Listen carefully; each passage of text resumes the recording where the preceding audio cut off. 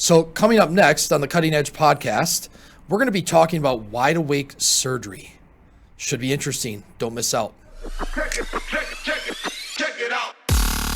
For me, I'm very much, I'm here's a problem. Let's take care of it. I have a solution for that. Our goal when we opened was to provide the highest quality care that was possible at a price people could afford. I literally talk to physicians daily. Kelly, I can't even log in to see my own billing. I have no idea what's going on. I get a report once a month and nobody can explain it to me. I make it a point to train the physicians how to go and pull their own report. I'm going to be on the course reporting tomorrow afternoon. You are? I am. I'm going to follow Jordan Spieth and Will Zalatoris and Scotty Scheffler. I'm not really reporting, but I am going to go watch the park.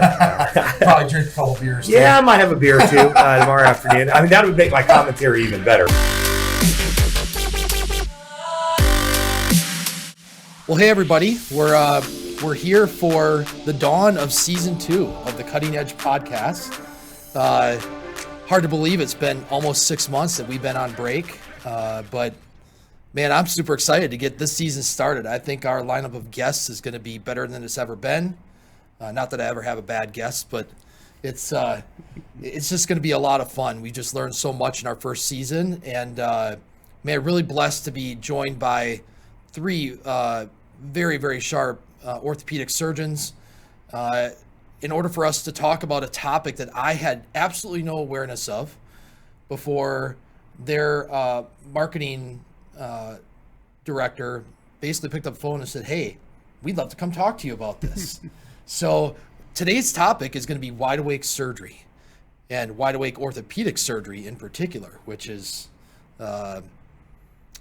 it's the dawning of a new era in orthopedic surgery, as they say. But before we get started, what we're going to do is we're going to make a few mentions. You have to thank Texas Surgical Assist Staffing for supporting the cause. Carrington Advisors, unfortunately, Tyler, you're not here today, but hopefully you'll be listening soon and you're taking good care of that little baby of yours. The Hand and Shoulder Center of Fort Worth, which the esteemed gentlemen to my right are part of. And, you know, we always want to thank Jen Eaton and her efforts at Moonshot Marketing Group for helping us get this whole thing launched, getting it started, branded, etc. So you can always find us on multiple different social media channels. You can find us on Facebook and LinkedIn. Just follow us there. The Cutting Edge Podcast is how you'll find us there.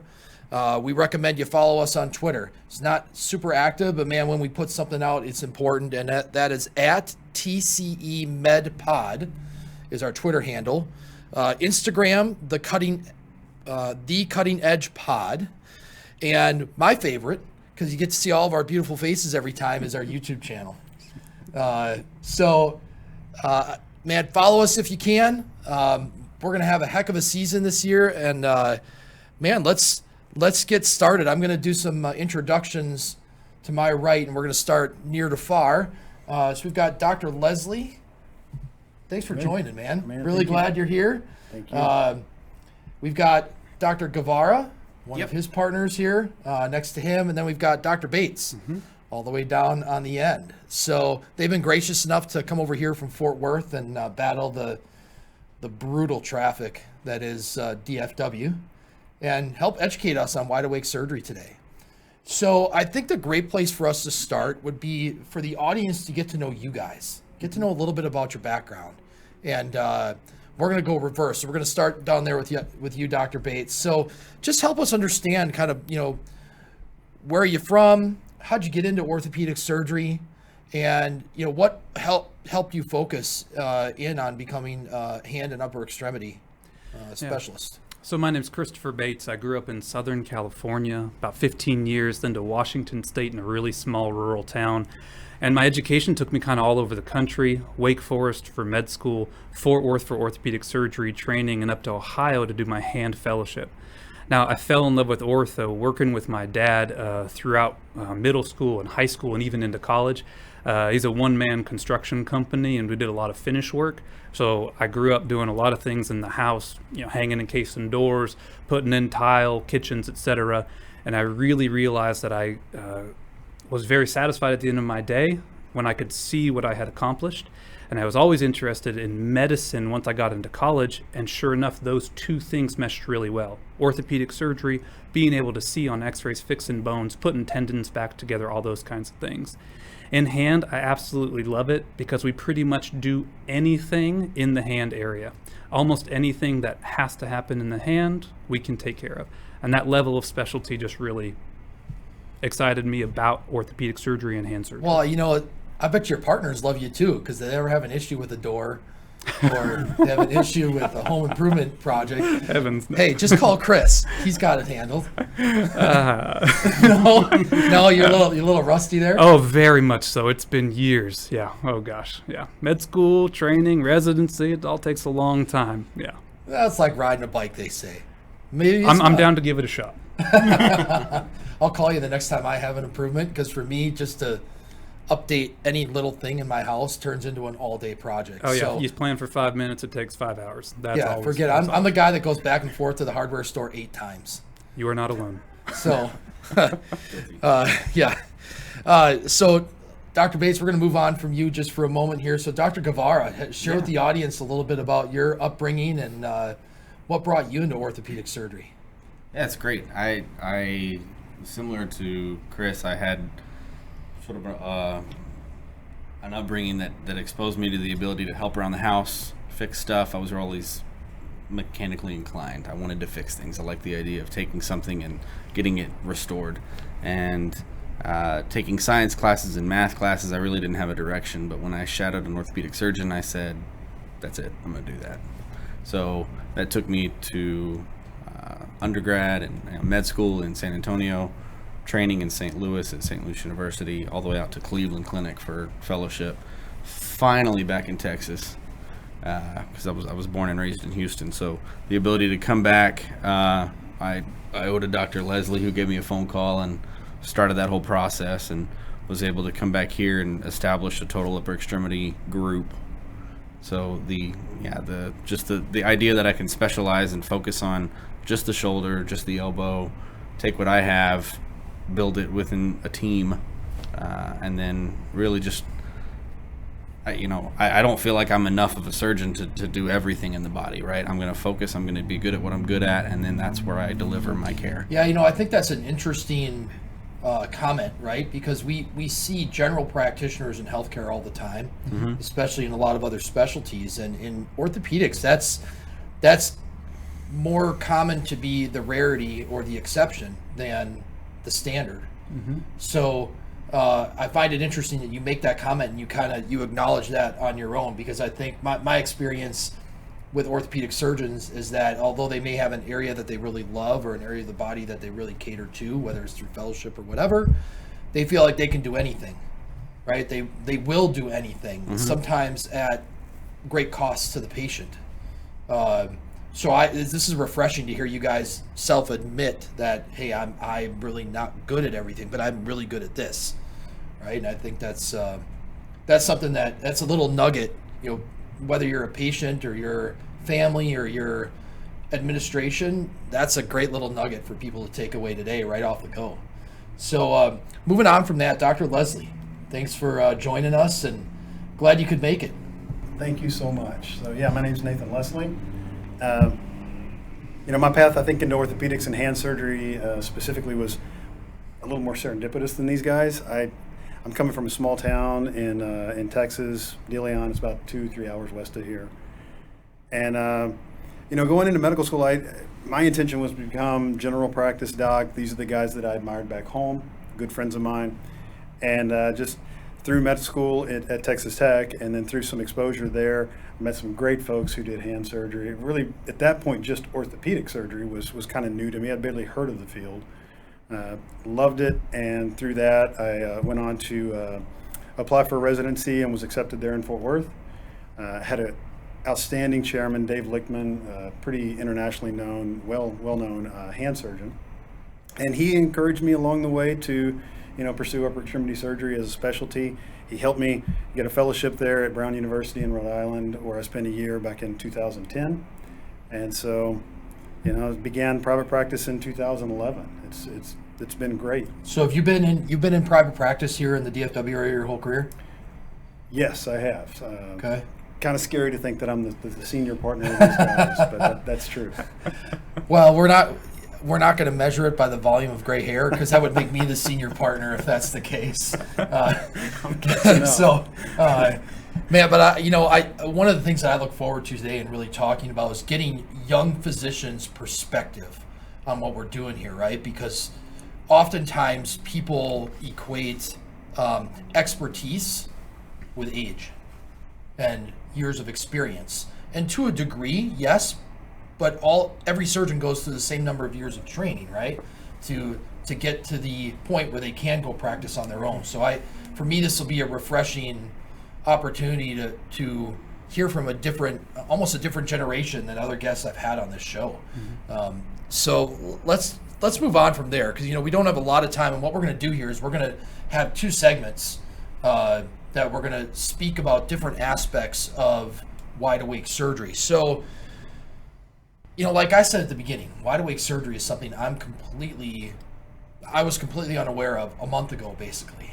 And I've really become a fan of it and a student at the same time. So, I'll volley this out. You guys kind of decide who wants to handle the questions. But, my first question is really relative to your practice, the Hand and Shoulder Center of Fort Worth. When did that get started? Dr. Lesley, did you start that practice? I did, yes. So, as I said, I began practice here in Fort Worth in 2011, and I noticed some limitations right out of the gate. One of the main ones being, I think the main one being, specific to upper extremity surgery, is the cost involved in getting even the simplest procedure, performed.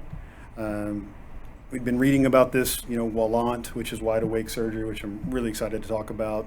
And I realized pretty early on that maybe this could be an avenue that, patients could get the treatment that they need without being saddled, with debt for, 10 years. So the Hand to Shoulder Center was developed with a couple things in mind. Number one, we wanted to make the overall scope of care as accessible as possible. We certainly don't just do surgery. In fact, the bulk of our patients are treated non-operatively, and we have therapy there in the office, certified hand therapist, physical therapist. In fact, I think we've got either a short video, or a photo of your therapy center. It's beautiful. Your whole building's beautiful, really. Thank you. Well, thank you. Yes. Yeah, we are really fortunate to have, I'm telling you, what I believe to be the best therapist, hand therapist, and physical therapist that I've ever worked with. So that was a key part of getting this going. Another limitation I had found is, a lot of times pathology of the hand is contiguous with something going on upstream, the elbow, the shoulder. And as Jonathan said, we're all pretty well defined in what we do. And I've never considered myself a strong shoulder surgeon. So I wanted to have somebody in the group that could do that and focused on that primarily. But then I think that the most distinguishing feature of our practice is the fact that this was built with the idea of performing surgery there in the office. This is not really that revolutionary. It has been done, and Dr. Bates can tell you a lot about the history of this because he's looked into it. But it's really kind of cool how the hand is so amenable to just local anesthesia. There's really not that much that has to go under general sedation. You just have patients just kind of lean on their arm like this, and you just tell them it's all going to be okay. Yeah, wait until it goes numb, and then they're like, okay, we can do surgery now. You discount the fact that when you go to the surgery center, listen, an IV is not a benign thing. It hurts, and general sedation can have side effects, and all that goes in with that. You got to get somebody to drive you to the facility. You can't eat or drink. You have to change clothes. And then someone in Canada, Dr. Lalonde, kind of challenged that a while back and said, hold on, can we do this in the office-based setting? Is hand surgery the same as total joint replacement, and basically they've proven, of course, that a lot of this stuff was unnecessary. And by avoiding these things, not only do you avoid complications, you avoid unnecessary expenditures and inconvenience and all the above. Well, so obviously the Hand and Shoulder Center is in Fort Worth, but how do people find you? You guys have a website? Do you have social media pages? And what part of Fort Worth are you in? Because Fort Worth is a pretty big place. Yeah, I'll take that. We have social media, we have YouTube, we have a website. Our website is handtoshouldertexas.com. We have a YouTube channel if you search Hand to Shoulder Texas. Instagram, same thing. We also have some like LinkedIn accounts and those kind of things that we post on. A very active Facebook group where a lot of people have found us, of course. So who's the most active in social media? Oh, that's me, posts? 100%. What is social media? Exactly. Yeah, and that's okay. We all have our strengths, but that's something that I definitely take on and help run. And we've actually hired someone who reached out to you to help us with that whole endeavor, because eventually it becomes too much for somebody who's an active, busy surgeon to handle. It amazes me. I see some of these surgeons that are doing 400 cases a year, and they're posting twice a day, every day on LinkedIn or Facebook, and I'm like, okay, do you ever sleep? Like, there's some a of them breaking don't. point. You're right. Some of them don't. That's right. So, obviously you've got your website, you've got your social media channels. I'm also curious for people who are trying to find you with, through referral partners, how most specialists live off primary care referrals. Would you guys say that that's a commonality with you guys as well? Or do people find you a different way? People find us in lots of different avenues. Primary care, Google reviews have been very kind to us so far, and a lot of people have come to us for those reasons. So social media, our internet presence, primary care referrals, and then we've got patients who specifically come to us for the in-office procedures. People who Google it are trying to find a place to get it done. There have been, I don't know, Nathan, if you want to talk about so let's talk a little bit about the history here of wide awake surgery. Okay. So let's start there, and then we'll kind of blend in to how people find you and how this has really gotten started. So wide awake surgery is defined as just that. You're completely numb to the pain of the surgery, but you're wide awake, just like us here, sitting here, having this conversation. You're aware of everything. You can actually talk to the surgeon during the procedure. But the entire surgical area... Yeah. You'd be surprised. A lot of patients say that. A lot of surgeons think that. But I tell you what, you do this, and there have been studies that have shown that over 90% of patients who have it this way would have it the same way again. They liked it. They felt good about it. They got to spend more time with us. Normally on the day of surgery, you walk into a surgery center, you see the surgeon for a very short period of time, and then you're off to anesthesia and you don't remember the rest of the day. Yeah. You have amnesia, you might have post-op nausea and vomiting, but during the case we can actually say, hey, we found this, we got it released, will you test it? And patients being awake, we do a trigger finger, they can close their finger, open it. They couldn't do that before we did the surgery. Sure enough, they can say, Doc, it's fixed. So where did wide awake surgery originate? Because you made a reference to a physician in Canada, but in our prior conversations, you also made reference to Europe. So touch on that a little bit. So wide awake surgery is something that has been published on part of the techniques way as back as the early 90s. And it was around by lots of different physicians, but very much popularized by a guy named Don Lalonde, who's a Canadian plastic surgeon who does hand surgery. And about 95% of his cases now are all done in this technique. Now, he spearheaded this and really started the ball rolling on getting the research out there to disprove that the old technique was not necessary. So the old techniques would be, we put a tourniquet up on your arm, we put you to sleep with sedation so you don't feel the pain of the tourniquet. And we had to do that because we had to be able to see because of the little bit of bleeding that happens. And there was this old mantra about putting epinephrine in the hand that you could never do. And so there were all these stepping points in the research to disprove a lot of things that we had assumed true.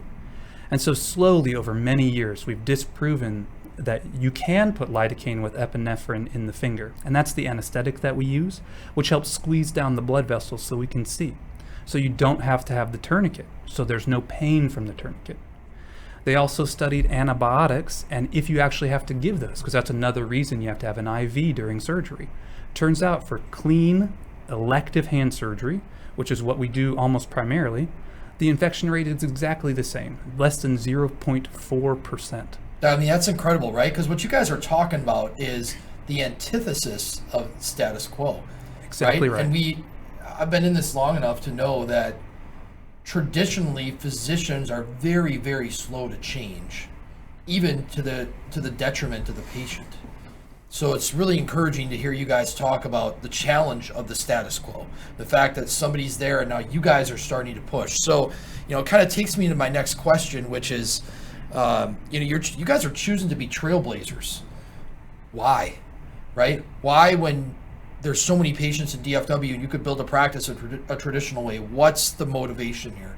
It's better for patients. It's better for healthcare. That's it, right? It's the patients who can handle any kind of dental procedure with that local numbing medicine, they can take this kind of surgery. Most of my patients, when they're done with the procedure, they say, "Is that it?" Because they're amazed. And they have studied how painful is it. They've said it's less painful or the same as getting a single IV. So we believe that this is better for patients. It's faster, it's more efficient, it's less costly to healthcare as a whole, and the patient gets the same or better results. So who else is doing this? There's got to be somebody else in DFW or Texas or south part of the country doing this. I mean, where does that stand? I don't know of anyone local that's really doing it. There are people. It's becoming adopted. I've actually sought advice from colleagues, Peter Jepson up in Michigan, and some other folks around the country. We are largely being led by our colleagues in other countries. Predominantly Canada and Europe, and that has to do a lot with the way our healthcare system is set up. So speak to that, right? Because I think that's a curiosity of mine. And obviously, we don't live in a country where we have government owned and run healthcare.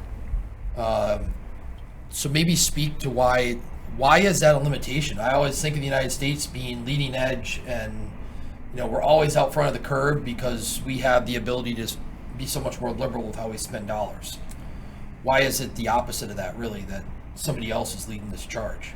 So Dr. Lalonde would I think, I've heard him speak many times, and that was part of the impetus for him, was because they have a different type of healthcare system in which elective procedures, a lot of times patients had to wait extended amounts of time because of just limited OR availability.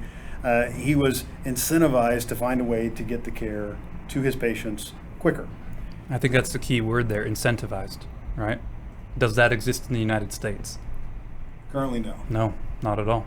Right. And so I think that's a big, to just talk about it plainly, like surgeons are not financially incentivized to do this. If you do this surgery in your office, there are costs associated with that, whether it's suture, the numbing medicine, having your staff work on it. So I think that's really, that's an interesting comment that you make, right? Because I think as a patient and as a non-physician, I've always assumed, and you know what assume means, right? So I've always assumed that the physician always had my best interest in mind, and not just my clinical best interest. But I felt like the physician would think of me as family, and I'm gathering that you guys would agree that that's not the case, in terms of they might care clinically what's best, but they're not really watching the financial side of the equation.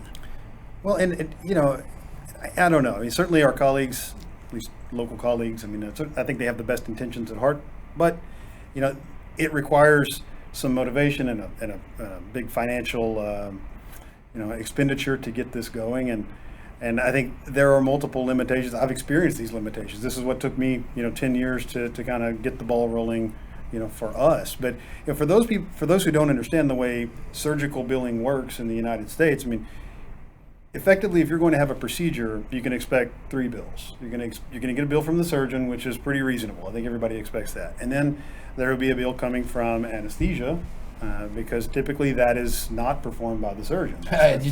You're not paying the guy to put you to sleep. You're paying him to wake you up. That's right. That's an important guy. But then what's really crazy is the bill that people don't really consider ends up being by far the largest, which is the facility.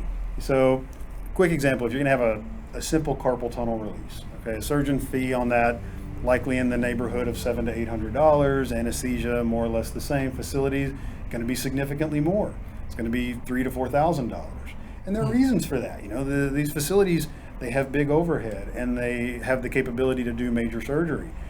But this really isn't necessarily major surgery. So why do we have to participate in that high overhead? Well, and it's interesting you talk about that, because you think about other specialties that do office-based procedures, and there's office-based labs is what they call them, right? I mean, I've been made aware of that through my learnings with cardiac surgery, especially peripheral interventions, where they're now starting to do stuff in office-based labs. It just blows my mind that it's taken this long for orthopedics to kind of pull the veil back and say, hey, we really could do this. I mean, what will blow your mind is watching one of these procedures, especially the smaller ones, trigger finger release, carpal tunnel release, and say, I mean, really? It's taken us this long to figure out how to do this? Yeah. I think one of the main reasons for that is there were a lot of really good questions that needed to be answered that required long-term studies over many years. All right, we had to answer whether or not we could even use epinephrine in a finger. That took thousands of patients. One of the studies I looked up, we got 3,000 people in that. Right, one of the studies from the UK has got 10 years of data to support it, to evaluate whether this is safe. Right, then we had to study the infection rate. Then we had to study the cost rate. How do we do the sterility? There's a lot of factors that went into it. Yeah. And systematically over 20 plus years, we've been able to debunk a lot of those myths and prove that it is safe, that it is effective, that the results are just as good. And so slowly we're starting to turn the tide with good data. Well, one of the questions that I have, because you say in-office surgery, and when I hear in-office surgery, I think, okay, they come in the exam room, yep, you need it, and they put a drape over your face and they cut your hand open, right? That's like, I don't know any different. Yeah. The average American doesn't, right? So, I think we have a couple pictures that are examples of actual procedures that have happened. I help patients understand, is this a standard operating room that you just built out in your office, or what is this? Where is this happening? So this is our procedure room. It's not outfitted like a full blown operating room, but it has everything that we need. And so this is a mock patient to kind of demonstrate what we do and how we do it. And a lot of things you see in this image are some of the things that we've proven with those research studies over time. You'll notice the surgeon has a mask on and gloves, but no big gown, right? We've proven that in a study for these kind of procedures, that's not necessary, okay? And so that patient right there is completely numb to what he's doing, but they're awake, they can talk, they can tell you, hey, I have some discomfort. Luckily, that happens very rarely. But if it does, guess what? You can say something, right? Yeah. There's that really uncommon risk when you go under anesthetic, when it's general, that you feel the pain, but you can't respond. That's so uncommon. But here, it can't happen. That's really interesting. Some patients actually want to see, right? When we do something, they actually want to see inside and see what we're doing. We can show them. And that was an example of us showing that patient where we had released.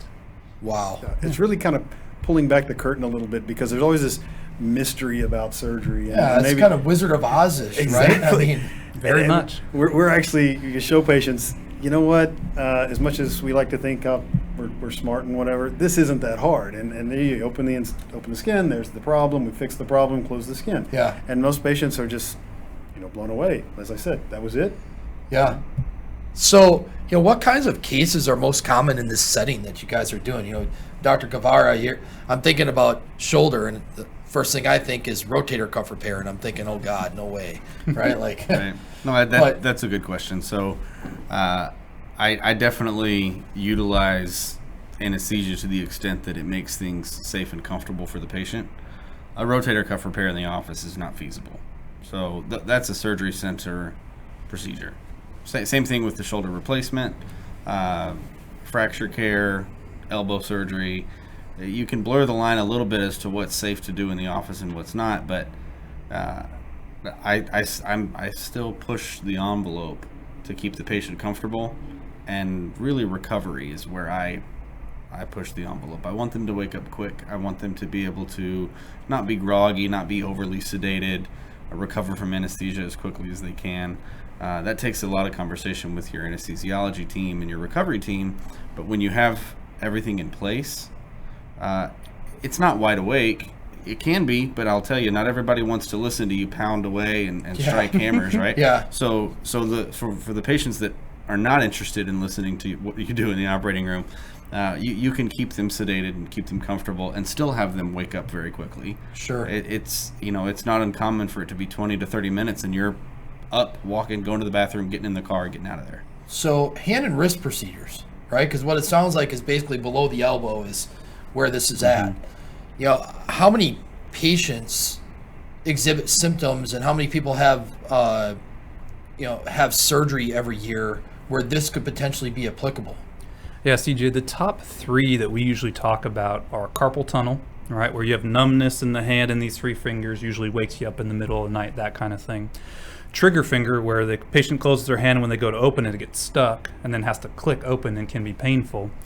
And then de Quervain surgery, which is another tendonitis here on the wrist. Now, carpal tunnel, 2% of the population, about 9 million people a year get diagnosed with that. And that's not how many have surgery, but that's how many get diagnosed. Trigger finger is about the same, about 8 or 9 million. And then if you actually add up all the surgeries that are done per year for those 3 diagnoses alone, you're talking about 1 million people total. Several 100,000 carpal tunnel releases done a year in the U.S. alone. Several 100,000 trigger fingers done in the U.S. alone. Yeah, I'm just running the math in my head, right? Of what Dr. Lesley said about the potential facility fee cost of being several $1,000s times 1 million. Yeah. That number gets runaway expensive really quick when in fact it certainly appears that there is a fantastic alternative that's better on all fronts. Some of the studies that have been done in the United States specifically have done cost analysis of in-office versus formal operating room. And the average is usually savings about 50 to 75% in the overall cost, plus an improvement in efficiency. Some of the studies show you can do 2 times as many surgeries in the same amount of time. Wow. Right? At a lower cost. Yeah. I mean, and the same results. Like, you don't get a better definition of value than that. Right. So what procedures are just a no-go that you would commonly perform as hand and wrist surgeons or upper extremity? So part of this is becoming more adept at the technique is the answer to that question. Because currently for us, a no-go, I haven't repaired any wrist or forearm fractures. That's not to say that it hasn't been done with this technique. As I said, if you read Dr. Lalonde's work, he's doing that, and I think we may get to that point. I mean, there are other considerations that come into play, such as implants and those kind of things. But we're kind of learning how to expand this to other procedures. Some of my most common procedures are release of a nerve at the elbow. It's called cubital tunnel release. I've had patients with severe lacerations of the forearm where tendons or nerves were cut in the forearm. Certainly tendons in the hand, which is a pretty common injury. So currently I think the answer to your question would be fracture work at the wrist or above. We can do some fracture work on the fingers, but I think slowly we'll even expand those indications as well. Wow. Well, this brings us to the end of segment 1. I mean, this went really quick, right? Like this is interesting stuff, and I think we'll wind the conversation down from here, and we're going to talk next about benefits, risks, and outcomes in segment 2 of this episode. So, folks, we'll be right back.